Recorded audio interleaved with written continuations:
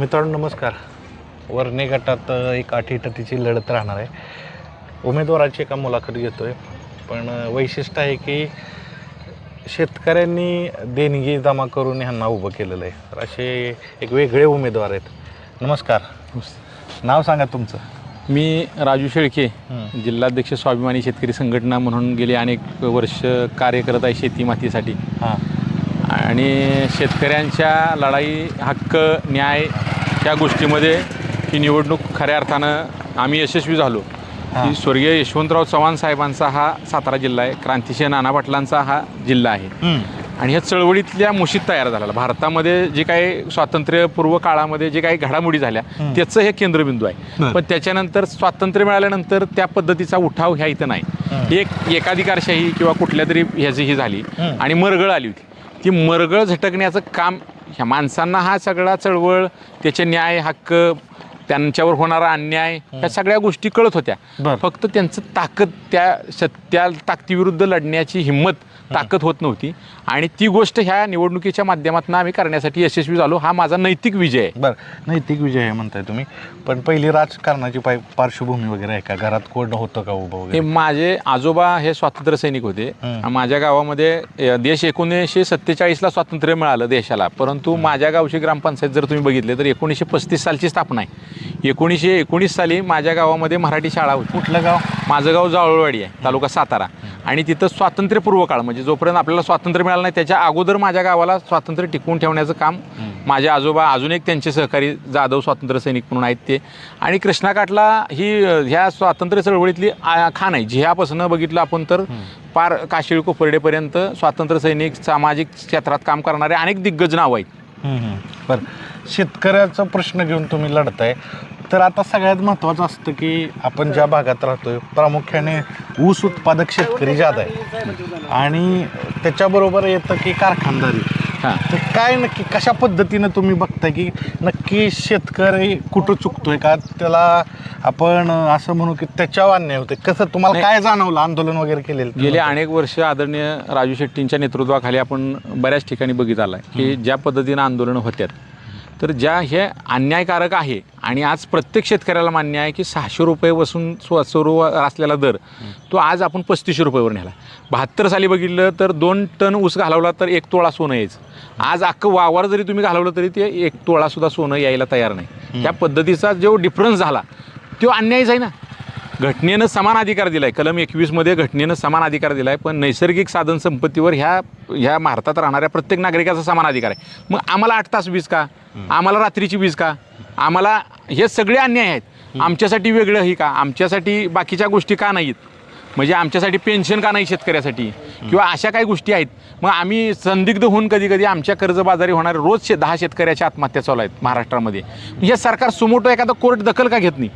आज कर्जमाफीचं तुम्ही आश्वासन दिलं, पाळलं. आज तुम्ही ज्या कोट्यावधी रुपयाचे भ्रष्टाचार ह्या मीडियाच्या माध्यमातून, ह्या गव्हर्नमेंटच्या माध्यमातून काही जे झालेले होते याच्या अगोदर पटलावर आल्यानंतर तुम्ही लाडक्या बहिणीला 1,500 रुपये देऊन सगळ्याचं तोंड बंद करण्याचं महापाप केलं. कर रूपानं गोळा होणारा पैसा जर ह्या पद्धतीनं लाडक्या बहिणीला पैसे, तर खरोखर महाराष्ट्रातल्या महिलांची असू द्या, शेतकऱ्याची असू द्या, कष्टकऱ्याची असू द्या, अवस्था दयनीय आहे. त्याच्या विरुद्धचा हा लढा आहे.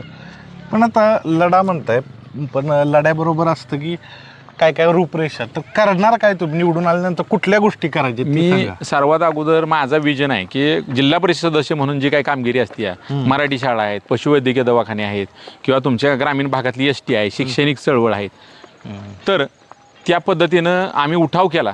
हे तर कामं रेग्युलर आहेत, हे पोस्ट मास्तरसारखी कामं आहेत, हे केलीच पाहिजे. डेसिग्नेशन मला सगळं माहिती आहे, त्यामुळे जिल्हा परिषदेमध्ये कशा पद्धतीनं काम करायला पाहिजे ह्याचा अभ्यास मला चांगल्या पद्धतीचा आहे. मी ह्याच्या अगोदर संघटनेच्या माध्यमातून चळवळीत रोज काम करतो, रोज प्रशासनाबरोबर बैठका, त्याच्यातनं आम्ही मिळवलेला विजय, ह्या गोष्टी आहेतच. पण त्याच्याबरोबर शेतीतलं पाणी आहे, हे महत्त्वाचं आहे. शिक्षण आहे, शेतकऱ्याला पेन्शनसुद्धा चालू झाली पाहिजे, असा आमचा जे अजेंडा आहे तो आम्ही राबवणारच. पण ते सोडून ऊसाचा दर, सोयाबीनचा हमी भाव, हे जे आमचं विजन आहे की नाही, ते आम्ही त्या उठाव, ह्या आमचे सगळे प्रश्न पटलावर येण्याकरता हे व्यासपीठ आम्ही आज हे केलं ना, आम्ही ते जिंकलंय. आम्ही पहिल्यांदा सातारा जिल्ह्यामध्ये, क्रांतिकारांच्या जिल्ह्यामध्ये शेती प्रश्नावर निवडणूक लढली जाते आणि शेतकऱ्यांच्या मध्ये प्रचंड उत्साह आहे. परवा दिवशी ज्या सभेमध्ये मला देणगी देण्यासाठी जवळपास चेंगराचेंगरी होण्याची वेळ आली होती. मग इतक्या मोठ्या प्रचंड प्रमाणात शेतकऱ्यांचा विश्वास जिंकणं ही आत्ताच्या काळामध्ये अत्यंत दुर्मिळ अशी गोष्ट आहे. पण विश्वास बरोबर असती जबाबदारी. जबाबदारी काय मोठ्या प्रमाणावर म्हणजे आपल्या घामाचा पैसा तुम्हाला शेतकरी देतोय, तर त्याचं नियोजन, कारण इलेक्शन जरी आपण इमोशनल मुद्द्यावर लढत असू किंवा विकासाच्या मुद्द्यावर लढत असतो, पण त्याला एक आर्थिक पाठबळ लागतं लोकांपर्यंत पोचाय, सगळी सिस्टीम उभं आहे, तर त्याचं नियोजन कसं? हे आम्ही नियोजन मला प्रचंड प्रमाणामध्ये देणगी माणसाने, आणि ते सर्वसामान्य म्हणजे बाजारात बसून भाजी विकणारा माणूस असू द्या, रानात काबाड कष्ट राबलेले असे कडक झालेले हात आहेत का नाही, आणि राबलेले चेहरे आहेत उन्हानं, त्या माणसाने मला त्यांच्या घामाची भिजलेली नोट दिली आहे. त्या नोटीची जी किंमत आहे का नाही, त्या जगात कुठल्याही वस्तूची किंमत होऊ शकत नाही. का तर तो विश्वास त्याच्या पाठीमागचा आहे का नाही, तो फार प्रचंड मोठा आहे. तो विश्वास गेली अनेक वर्ष चळवळीतली माणसं थोडीशी डळमळीत झाली किंवा पक्ष बदली झाले किंवा काय झालं किंवा थोडंसं नावारूपाला आल्यानंतर पक्ष बदलून कुठेतरी जाऊन स्थिर रावले, असं न होता मला हे चळवळ टिकवून पुढे घेऊन जायचे. जे कोणी पाठिंबा देतात त्यांचा पाठिंबा मी घेतला या निवडणुकीमध्ये. मी जरा पॉलिटिकल खेळी खेळण्यात सुद्धा यशस्वी व्हायला झालो. मी अनेक ह्यांना सांगितलं होतं की लोकशाही टिकवणं गरजेचं आहे, त्याच्यासाठी लोकशाही टिकवण्याकरता म्हणून ज्याचा काय पाठिंबा तुम्हाला आवश्यक आहे त्या सगळ्यांना मी आव्हान केलं. मग ज्या पक्षाने पुढे येऊन मला पाठिंबा दिला आणि त्याचा परिणाम त्यांना दिसला की चळवळ काय असते, विश्वास काय असतो, गर्दी काय असते, दर्दी माणसांची गर्दी काय असते, ते ह्या प्रचाराच्या अनुभवातनं आम्ही, आणि अतिशय तळमळीनं माझ्या माता भगिनी असू द्या, आया बहिणी ज्या रात्रंदिवस राणामाळात कष्ट करतात, त्या आया बहिणींच्या अश्रूची किंमत मला, कारण राणामध्ये रक्त सांडल्याशिवाय आणि घाम सांडल्याशिवाय कोणतंही पीक येत नाही, आणि ते आणण्याचं काम हे जितका पुरुष असतो जबाबदार, त्याच्यापेक्षा महिला अधिक जबाबदार असते. पण शेती क्षेत्रात तिचं शेतकरी म्हणून कुठं सन्मानच होत नाही, कुठं नावच येत नाही. त्या नाव आणण्याकरता म्हणून आमची लढाई आहे. ह्या संघटनेबरोबर जोडताना किंवा त्याच्या अगोदर तुम्हाला बऱ्याचशा पक्षांच्या ऑफर आल्या असतील की आमच्याकडे या, हाच पक्ष निवडण्याचं कारण काय? नाही, 100% आल्या. पण स्वाभिमानी शेतकरी संघटना हे असं व्यासपीठ आहे की ज्याच्यावर शेतकऱ्यांचा आदरणीय राजू शेट्टी आहेत, अनेक शेतकरी संघटने, अनेक शेतकरी नेते आहेत, पण त्यात सगळ्यात हाक दिल्यानंतरच महाराष्ट्रात सगळ्यात मोठं गर्दी खेचणारा पक्ष कुठला आहे तर आदरणीय राजू शेट्टी. म्हणजे शेतकऱ्यांचा विश्वास त्यांच्यावर जास्त आहे आणि त्यांनी तो कमवलेला विश्वास आहे. ते काही त्याने घराणेशाहीनं किंवा ह्याच्यातनं नाही. असे आम्ही प्रत्येक चळवळीतला कार्यकर्ता हा शेतकऱ्याच्या समस्येतनं उभा राहिलेला आहे, तयार झालेला आहे, आणि तो आलेला आहे, आणि तो वसा आहे. इमानदारीनं आम्ही ते प्रामाणिकपणे पुढे नेण्याचा पूर्ण आमचा प्रयत्न आहे. आज आम्ही एवढी कृतज्ञता आहे की ज्या गाई म्हशींनी आमच्या शाळेची फी भरली, पासाचे पैसे भरले, तिच्या दुधावर आमच्या पासाचे पैसे निघाले, आम्ही शिक्षण घेतलं. मग आम्ही जेव्हा एखादा अधिकारी होतो का नाही तेव्हा त्या गावाचं त्याचं कौतुक करतो. पण ज्या म्हशीनं त्याच्या स्वतःचं दूध दिलं आणि ते डेअरीत घालून त्याला जे पैसे मिळाले, त्या शिक्षणासाठी जे खर्च झाला, त्याची किंमत कशातच होऊ शकत नाही. त्या म्हशीचे आभार कधीच कोण मानत नाही. मला त्या शेतकऱ्याच्या मनामध्ये तळमळ, त्या अधिकाऱ्याच्या मनामध्ये तळमळ तयार करायचे की त्या म्हशीचे पहिले उपकार मान. की बऱ्याचशा लोकांना माहीत नाही, आणि तुम्ही बऱ्याचशा गोष्टी सांगताय. झेडपीची कामही माहीत नसतात, म्हणजे अगदी खूप मोठ्या लेवलवर सांगितलं जातं, आश्वासन दिलं जातं की मी ही करीन ते करीन. ॲक्च्युअली तुम्ही बी आता राजकारणात आहात एवढे वर्ष, ती होत नाही. नुसतं आश्वासनापुरतं, भाषणापुरतं मर्यादित ठेवलं जाते. शेतकरी वर्गाला असेल किंवा युवक असेल, ह्यांना फक्त इलेक्शन पुरतं मोठमोठं बोललं जाते. तर आता तुम्ही ज्या गोष्टी सांगताय त्या तुम्ही करणार का फक्त भाषणापुरत्या किंवा मुलाखती पुरतात? नाही, आज माझ्या अनेक चॅनल्सच्या मुलाखती घेतात. एक वेगळी वैशिष्ट्यपूर्ण असलेली ही लढत जिल्ह्यामध्ये आहे. तर त्याच्यामध्ये हा पुरावा म्हणून, आता पहिलं कसं होतं की आश्वासन केलं, भाषण केलं, जसं की कोरा कोरा कोरा असं जोर लावून म्हणले, पण आज केला का कोरा? फसवलं ना शेतकऱ्याला. ज्या संत एकनाथ महाराजांची शिकवण आपल्याला आहे की ज्यांनी ह्यो समाज ज्या वेळेला त्या दुष्काळामध्ये होरपळला, ते बघून असह्य झाल्यानंतर त्या सगळ्या उदारीच्या सावकारीच्या वह्या ह्या नदीमध्ये बुडवण्याचं काम केलं, आणि सगळा समाज माझा हे केला, आणि त्याच्यानंतर त्यामुळे त्यांना संत म्हणलं जातं. पण आज कुठल्या राजकारण्याच्या बाबतीत असं म्हणायचं की तुम्ही इतक्या मोठ्या सभा आयोजित करता आणि त्या पद्धतीनं तुम्ही म्हणता की अरे आम्ही कोरा कोरा जोर लावून म्हणता, केला का कोरा? आज आमच्या ऊसातनं सगळी पेमेंट्स त्या सोसायटीची कर्जाची हे होणार, क्लिअर होणार. आणि मग कुठंतरी गेलं एकदा ते. मग आम्ही आमचा सातबारा कोरा कसं म्हणतो, सातबारा कोरा याचा अर्थ काय, शेती पिकाची जेवढी काही समजा तुमच्या ज्या हे असलेले कर्ज असलेले, पाईपलाईनचं कर्ज आहे, गाई म्हशीचं कर्ज आहे, बाकीचं तुमचं आमचं शैक्षणिक कर्ज धरू नका त्यात, पण ते कर्ज धरून सातबारा कोरा झाला पाहिजे. तर ह्यांचं काय आहे की सातबारा कोरा, कधी कधी मला अशी भीती वाटते ह्या लबाड ह्यांची सत्ताधाऱ्यांची, की माझ्या नावात शेतकऱ्याच्या नावासकट हे एका दिवशी सातबारा कोरा करू नयेत, एवढी जर ही अशी त्यावेळेला भीती वाटते मला कधी कधी ह्यांच्या लबाडपणाची. याला आमचं सुद्धा नाव काढून टाकतील, त्याच्यावर म्हणतील केला का नाही सातबारा कोरा, असे सुद्धा म्हणायला यांना लाज वाटणार नाही. इतकं गलिच्छ राजकारण आता ह्या पद्धतीनं महाराष्ट्रामध्ये चालू आहे. राजकारण गलिच्छ म्हणताय, पण तुम्ही त्यात आता त्या प्रक्रियेत येत आहे, तर कुठल्या गोष्टी आहेत की तुम्हाला पहिल्यांदा ही बदलायची? मग अशी विजन सांगितलं मला पहिली गोष्ट ही बदलायची, तर कुठली अशी आता गोष्ट आहे? पाणी शेती पाणीचा प्रश्न एक नाही, आमच्या माणसाने बलिदान दिलं आणि धरणं तयार झाली आणि त्या धरणाचा लाभ इतरांनाही प्रचंड प्रमाणात झाला.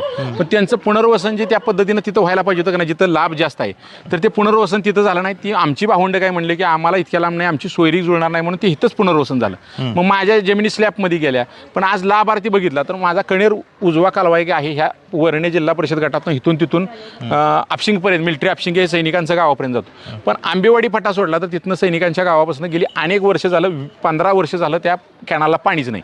तर माझं पहिलं आश्वासन काय राहील, एक तर मी त्यांना पाणी तरी तिथनं पुढं भरतगाव तालुका सातारापर्यंत पाणी तरी नेऊन देईन, किंवा मग त्यांच्या जमिनी त्यांना परत देईन, की जर तुम्ही त्या जमिनी ताब्यात घेतल्या आणि त्यांना लाभ देत नसला तर त्या जमिनी त्यांना परत द्यायचं सुप्रीम कोर्टाचा एक निकाल आहे. त्या निकालाच्या आधारावर मी त्या शेतकऱ्यांना सगळ्या जमिनी स्लॅबला गेलेल्या, कॅनालमध्ये गेलेल्या त्या परत देण्याचं काम करून. आता तुम्ही सांगितलं की लोकवर्गणी मला गोळा होते शेतकऱ्यांची, तर माणसाला इंटरेस्ट असतो की सगळ्यात जादा कोणी दिलं, तर असं सांगा एखादा की एका शेतकऱ्यानं ही एवढी रक्कम मला दिली, की आता वेगळं आहे वातावरण की पैसे घ्यायचे चाललेत पण तुम्हाला द्यायचं चाललंय, कुठल्या वैशिष्ट्यपूर्ण लढत आहे की माणसं मागताना कंटाळत नाहीत का, तर हे माहीत आहेत हे चोर आहेत, ह्यांचे पैसे चोरीचे आहेत, त्यामुळे त्या माणसांना मागताना सुद्धा थोडंसं काही वाटत नाही, कारण हे आमचेच कुठले तरी लुटलेले पैसे आहेत. आत्ताच्या ह्यांचा अजेंडा काय की अंधारात लुटायचं आणि दिवसा वाटायचं, हे त्यांचं आहे. म्हणजे आम्ही योजना आहेत, शेतकऱ्याला सन्मान निधी दिला, अरे पण तुम्ही सोयाबीनमध्ये मला 6,000 रुपयाला एका क्विंटलला लुटला ना, ते का दाखवत नाही? तुम्ही मला 3 रुपये 20 पैसे किलो ही ऊसाचा दर देत आहे, तो किलोवर का सांगत नाही कधी, तो टनात का सांगता आणि साखर किलोत का सांगता, हे मला फरक कळत नाही. साखर सुद्धा टनात विकली असं दाखवत नाही, साखर किलो दर म्हणतो आपण आणि ऊसाचा दर टनात म्हणतो आपण, आम्हाला आकडा फुगवून सांगितला जातो. आमच्या बापजाद्यापासून 18 महिने घाम गाळतो, रात्रंदिवस तुम्ही देता, तर त्याची किंमत का मिळत नाही? ह्या किमतीसाठीचा लढाई. पण लढाई सांगितलं, पण पैसे मला आज समजा निसराळे गाव आहे, वर्णी आहे गाव, ह्या गावाने 51,000 रुपयाची देणगी दिलेली आहे आणि रोज देणगीचा ओघ चालूच आहे. कोणी 500 रुपये देतो, कोणी एखादा असा एक माणूस आहे की त्याच्या खिशामध्ये पैसे नाही पण त्यानं त्याच्या घामाचे दिलेले 10 रुपये सुद्धा माझ्यासाठी लाख मोलाचे आहे, का तर ती त्याची कष्टाची कमाई आहे, त्याच्याकडे नाही. त्याची भावना मी तयार करू शकलो का नाही की माझ्या खिशातलं ह्या माणसाला काहीतरी मला दिलं पाहिजे, ह्यो माणूस कामाचा आहे.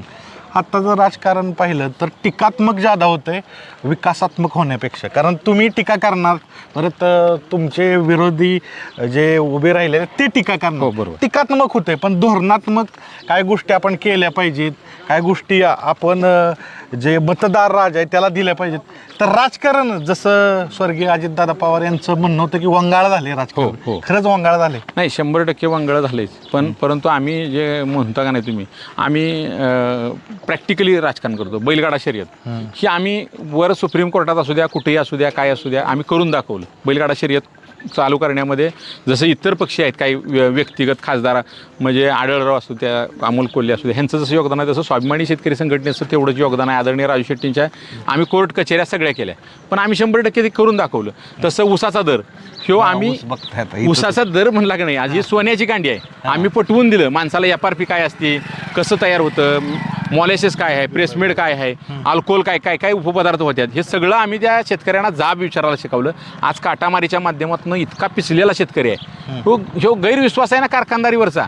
मग तुम्ही असं का म्हणत नाही कधी की बाबा कोणी बी या, कुठनं बी काटा वजन करून या? पण आता काय आहे, तुम्ही ज्या ज्या पक्षांचा सपोर्ट घेतलेला आहे त्यांचे मोठमोठे कारखानदार आहेत, तो संघर्ष राहणार का निवडून आले? नाही, आमचा बेस जो आहे का नाही, ज्या गोष्टीसाठी माणसं आज मला एक नोट देतात तो विश्वासाला तडा कुठेही जाऊन देणार नाही. मला राजकारणात माझा पेशा नाही. उद्या एखाद्या कारखानदारानं कुठल्याही विरोधातल्या जेवढे कारखानदार ह्या बाजूला सपोर्ट देणार आहे हां त्याही बाजूला आहेत. मी पाठीमागही आम्ही आमच्याबरोबर जे सहकारी होते सहकार मंत्री बाळासाहेब पाटील त्यांच्या बरोबर आम्ही काम केलं होतं महाविकास आघाडीत.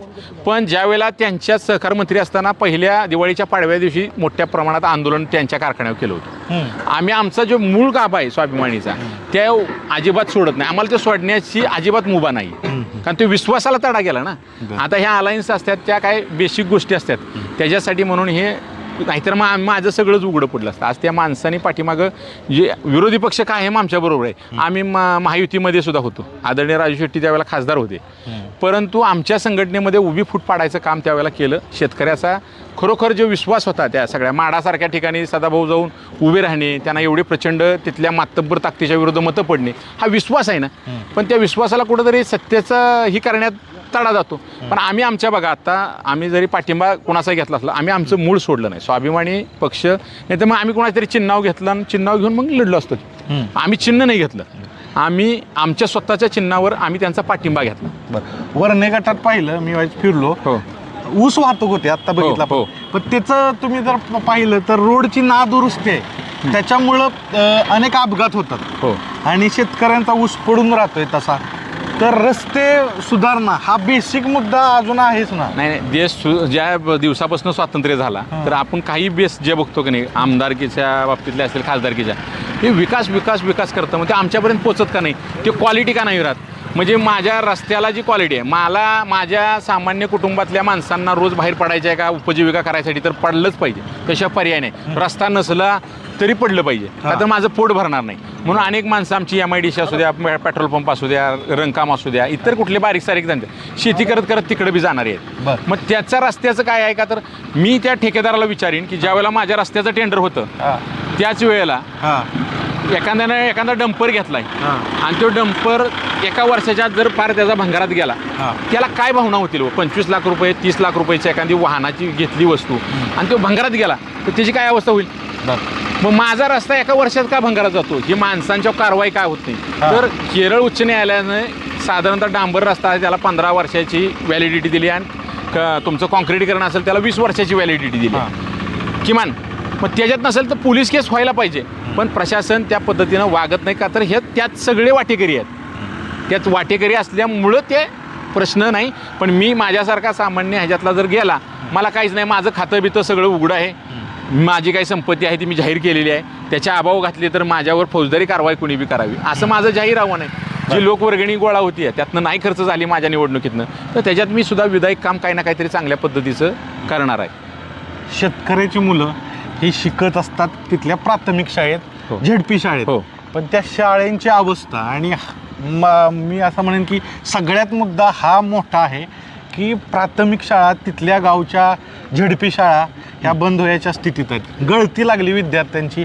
बघा विद्यार्थी बी आला तर ही मोठी समस्या आहे. ह्याच्यावर काय सांगायला मोठ्या दृष्टिकोनात त्याला कारणीभूत आहेत की नाही हे राजकारणी मंडळी आहेत. आज तुम्ही बघितलं की शेतकरी हा असं ग्रामीण भागामध्ये जवळपास 60-70-80% शेतकरी वर्ग आहे. शेतकऱ्यांना एक तर त्याची शेतकरीत आर्थिक उन्नती होत नाही. त्या मालाला हमीभाव नाही. ही रोजची संकट आहेत नैसर्गिक साधन संकट आहेत.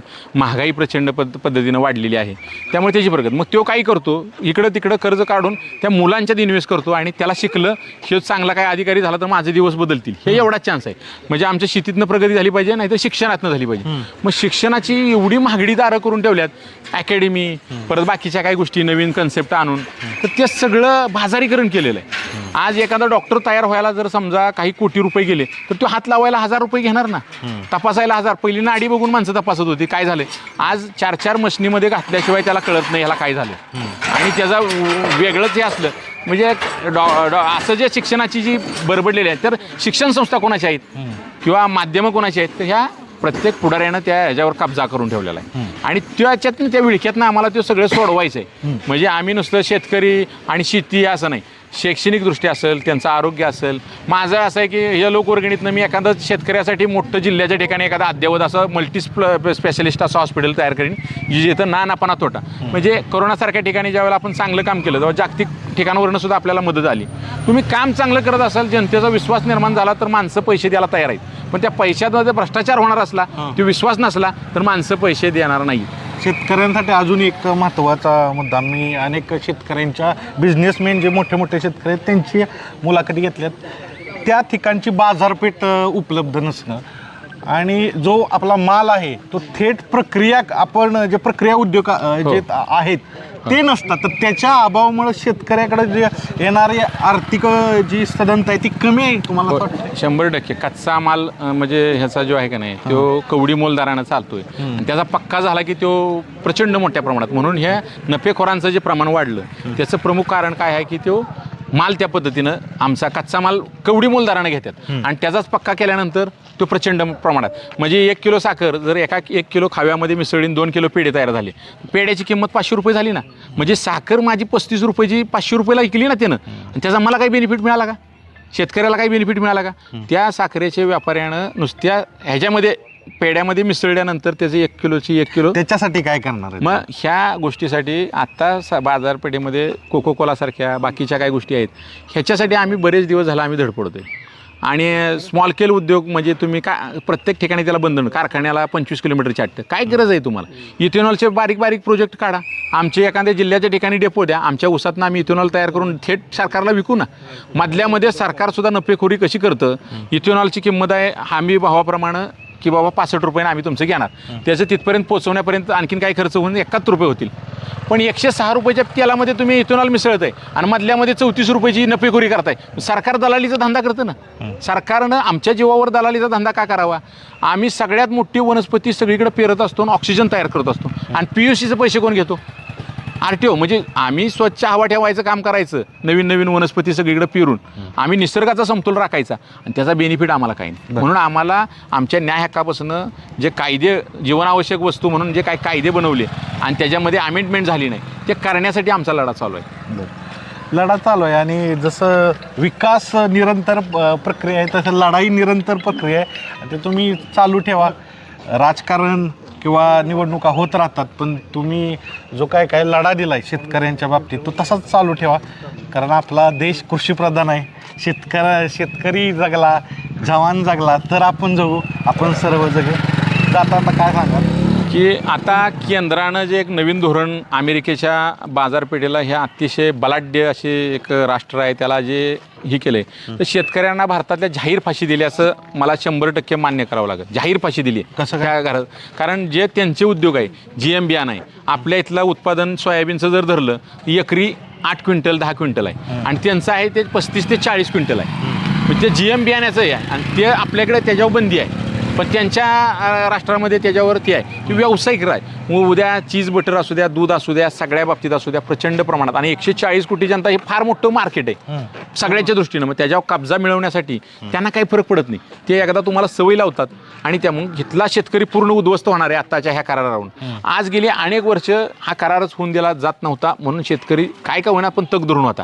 पण जेव्हा हा करार होईल आणि जे बाजारपेठ खुली होईल त्यावेळेला संपूर्ण भारत देशातला शेतकरी उद्ध्वस्त होणार आहे. तो कर्नाटक असू द्या, आणखी UP असू द्या, नाहीतर आणखीन हरियाणा असू द्या, गुजरात असू द्या, सगळी व्यवस्थाच कोलमडणार आहे. आज तुम्ही जर समजा आज आपणच पाण्याचा भाव 20 रुपये लिटर आहे आणि दुधाचा भाव बघितला, जराशी आम्ही आंदोलन करून दुधाचा भाव 5 रुपयाने वाढवला तर इकडे लगेच खुराकाचा दर वाढला, वैरणीचा दर वाढला, मजुराचा दर वाढला. ह्या गोष्टी म्हणजे त्याला 1-2 रुपये वाढवून मिळालं नाही तर 10 रुपये लुटायला माणसं बसलेली आहेत टपून.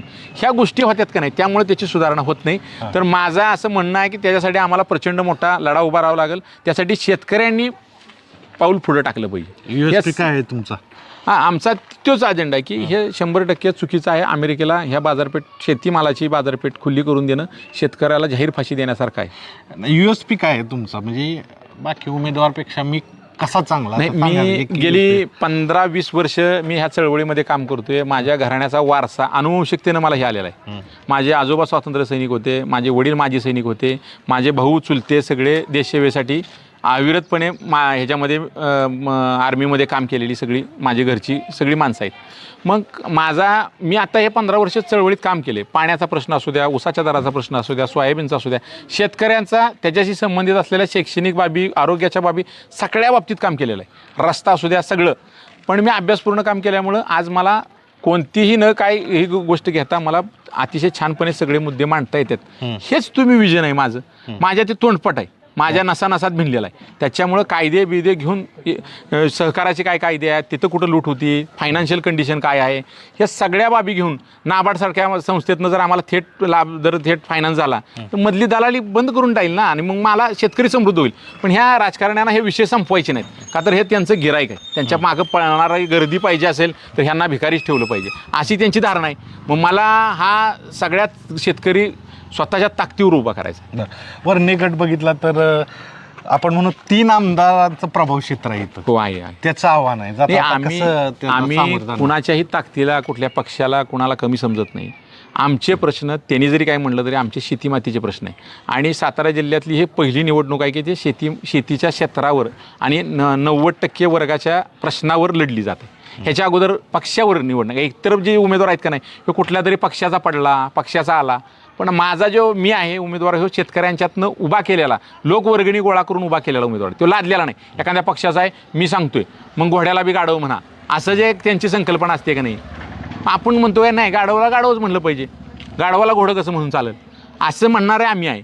आणि मग त्यामुळे एखाद्या वेळेला त्यांच्या व्यवस्थित आम्ही बसत नाही चौकटीमध्ये. त्यामुळे आम्ही थोडंसं विद्रोही आहे, क्रांतिकारी. पण मला ते थांबून चालणार नाही. माझ्या शेतकऱ्याचे सगळे प्रश्न अजेंड्यावर घेऊन मला ही लढाई थांबवता येत नाही. मला त्यांना वाटेल की हे विरोध करतंय वगैरे, माझा विरोध कोणालाही नाही. तुम्ही चांगलं काम करा, आम्हाला तिथं एखादं चांगलं काम केलं तर आमचा सपोर्ट आहे. पण जर चुकीचं काम कराल, तो कुणी असला, किती असला तरी आम्ही त्याला 100% त्याच्यावर आम्ही भिडणार, नडणार. आणि आमचा अजेंडा शेतकरी हाच आहे.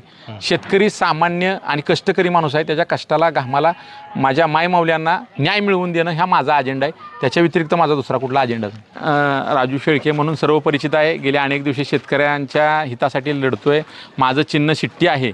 आणि मी तुमच्या चॅनलच्या माध्यमातून नम्र विनंती करतो सगळ्या शेतकरी बांधवांना, ज्याच्या वावरात ऊसाचं कांड आणि घरी दुधाचं भांडं आहे, त्यानं स्वाभिमानी शेतकरी संघटनेच्या शिट्टीला विसरायचं नाही. आणि 100% राजू शेट्टींचा हा शिष्य ह्या जिल्हा परिषदेच्या सभागृहामध्ये पाठवल्यानंतर एक 5 वर्ष आत्तापर्यंत तुम्ही मतं देऊन अनेक वेळा वाया गेली असा ही झाला असेल. पण एकदा हा फट्ट्या एकदा त्या सभागृहात पाठवून बघा, तुम्हाला स्वाभिमान वाटेल, अभिमान वाटेल. अशा पद्धतीची कामगिरी नाही घडली तर पुढच्या वेळेला आम्हाला कुठेही दिसलं तरी कुठल्याही राजकारणात आम्हाला काही किंमत देऊ नका.